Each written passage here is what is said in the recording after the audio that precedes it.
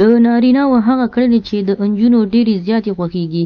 سلام ګرانو لیدونکو، هیله ده چې روغ جوړ او د صحت جامې مو پر تن وي. زه یو ځل بیا ستاسو په خدمت کې د یو نوي ویډیو سره حاضر یم. هیله ده چې د پام وړ مو وګرځېږي. تر هر څه دمخه باید یادونه وکړم، که زموږ چینل مو نه وي سبسکرایب کړی نو زموږ چینل سبسکرایب کړئ او په خوا کې ورسره د ګونګړي نشان ووهئ. مننه. ډېر ځوانان به مو لیدلي وي چې د ښځو په زړونو کې یې پوره ځای نیولی وي. دا نه چې هغه به ډېر ښکلی وي، د بې شمېره وړتیاو او ښه والي څښتن وي، بلکې ځواني بدني جوړښت، د غږېدا انداز، خوش طبیعتي چال او چلند ورڅخه اتل جوړ کړی وي. له بدني ښکلا سره ځواني هم بشپړ رول ترسره کولی شي، ځکه ځینې نجونې به درته په لیدو ښکلې نه برېښي او نه به خوند درکوي.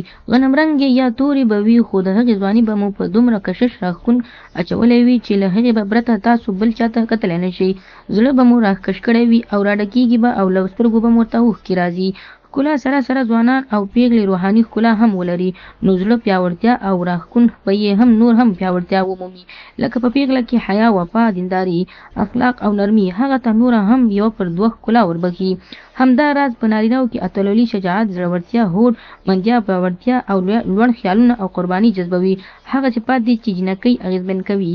د جینۍ لپاره یو داسې ملګری د ژوند باید پکار وي او داسې یو د ژوند ملګری غواړي چې په ټول عمر کې ورسره مینه وکړي.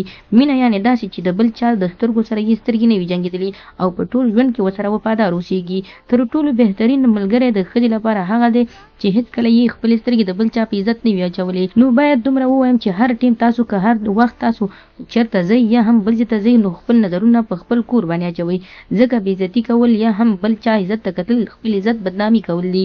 نو خدای دې وکړي ملګرو چې زموږ د ویډیو څخه غلط مطلب وانخلئ، زموږ ویډیو لایک کړئ، شیر کړئ او زموږ چینل هم سبسکرایب کړئ. مننه.